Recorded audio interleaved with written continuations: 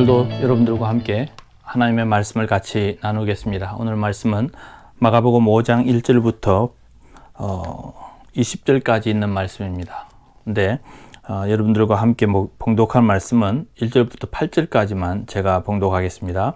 예수께서 바다 건너편 거라사인의 지방에 이르러 배에서 나오심에 곧 더러운 귀신 들린 사람이 무덤 사이에 나와 예수를 만나니라. 그 사람은 무덤 사이에 거처하는데 이제는 아무도 그를 쇠사슬로도 맬 수 없게 되었으니 이는 여러 번 고랑과 쇠사슬에 매였어도 쇠사슬을 끊고 고랑을 깨뜨렸음이더라.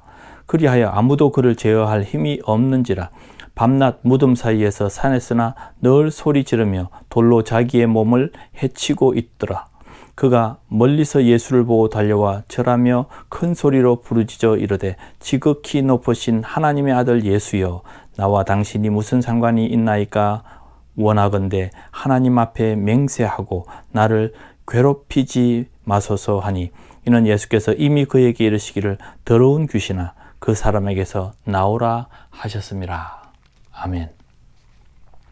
오늘은 귀신의 특징에 대해서 말씀을 이 본문 말씀에 근거해서 말씀을 드릴까 합니다. 이런 이야기들은 잘 하지 않죠. 귀신에 대한 이야기들을 기도원에서나 하는 이야기지만 오늘 이 본문 말씀에 나와 있는 영적 상태의 그 귀신에 대해서 예수님께서 표현해 놓은 것만 여러분들과 나누고자 합니다.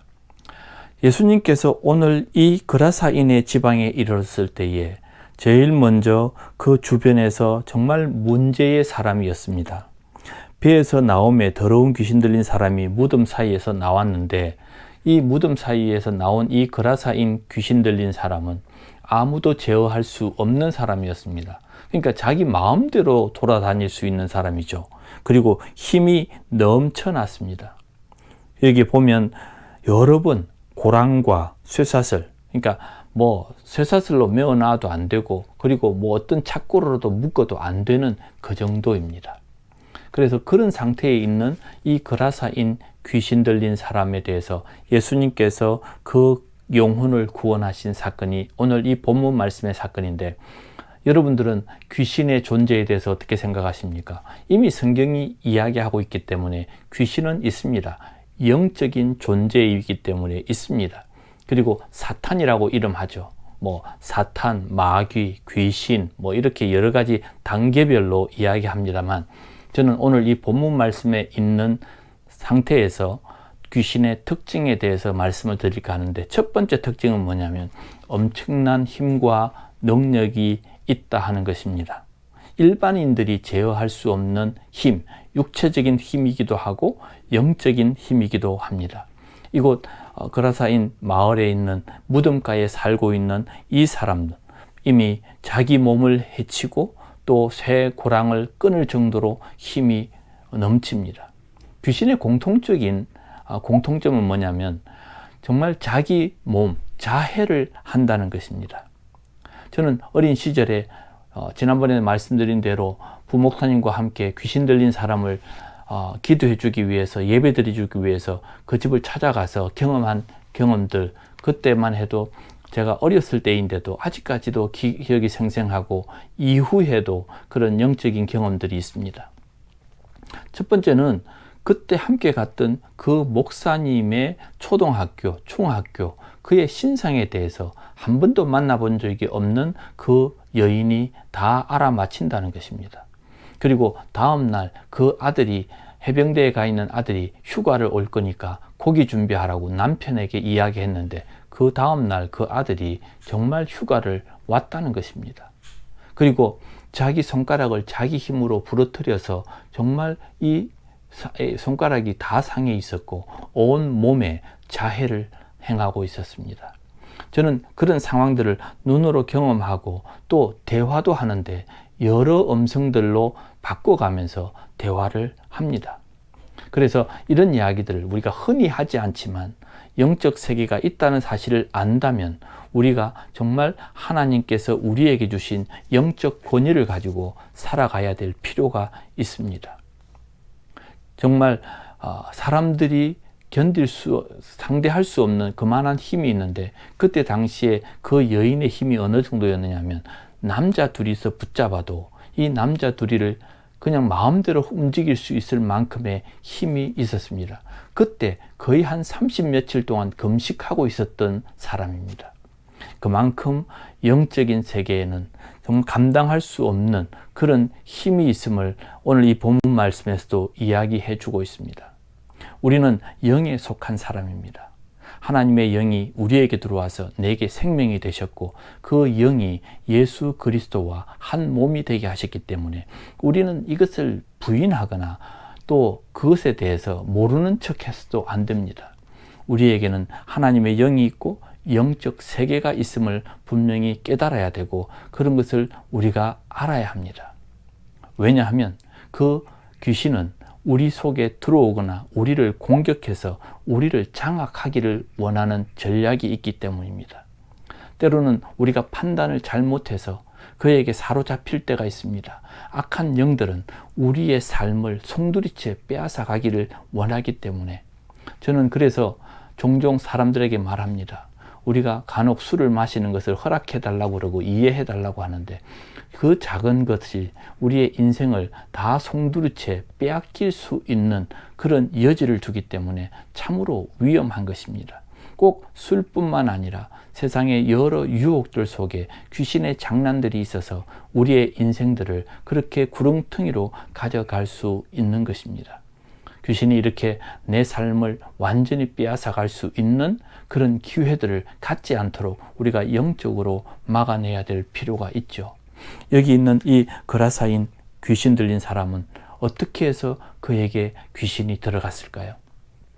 예수님께서 그를 완전히 치료하시고 난 뒤에 하신 말씀입니다. 19절 말씀에 집으로 돌아가 주께서 내게 어떻게 큰 일을 행하사 너를 불쌍히 여기신 것을 내 가족에게 알리라 그랬습니다. 정말 하나님께서는 이 영적으로 사로잡혀서 인생을 망치도록 하는 이 사탄의 괴계에서 우리를 끌어내기 위해서 우리에게 성령으로 충만한 삶을 살라고 말씀하고 있음도 기억해야 합니다. 귀신의 존재 있습니다. 그래서 우리에게는 하나님의 영이 있는 성령으로 살아가도록 우리에게 명령하고 있는 것이죠. 두 번째로는 귀신은 사람을 괴롭히고 주장하려고 합니다. 오늘 이 말씀에 보면 귀신이 등장할 때에 자기의 몸을 해하고 또 예수님을 금방 알아봅니다. 6절 말씀, 7절 말씀에 보면 예수를 보고 달려와서 절을 합니다. 그리고 큰 소리로 부르짖어서 하나님의 아들 예수여, 나와 당신이 무슨 상관이 있습니까? 원컨대 나를 괴롭히지 마소서. 하나님의 영, 예수님이 이 성령으로 그를 주장할 수 있기 때문에 그가 나를 괴롭히지 말라고 이야기합니다. 그래서 귀신은 사람을 괴롭힙니다. 귀신은 사람의 인생을 망가뜨리는 것이 그의 전략이기 때문에 우리는 그에게 조정당하지 않도록 우리는 계속해서 경계해야 하는 것이죠. 그에게 마음을 빼앗기지 않도록 어떤 유혹에 넘어가지 않도록 우리를 스스로 지켜야 합니다. 그래서 자기가 자기의 몸을 자기 몸을 해야 하는 그런 일들을 하게 되는데 결국은요, 가족에게서까지 떠나게 만들었습니다. 우리가 아는 대로 이 귀신 들린 사람에게 자기 인생도 망쳤고 가족으로부터 떠났고 자기의 몸을 해치고 있고 다른 사람까지 해치는 그런 결과를 만들어 왔습니다. 오늘 우리 주변에 가정을 무너뜨리고 우리의 육체를 망가뜨리고 그러면서 우리의 삶을 망가뜨리는 여러 가지 유혹들이 있습니다. 꼭 우리가 아는 술이나 담배를 이야기하는 것이 아니라 많은 유혹들이 있습니다.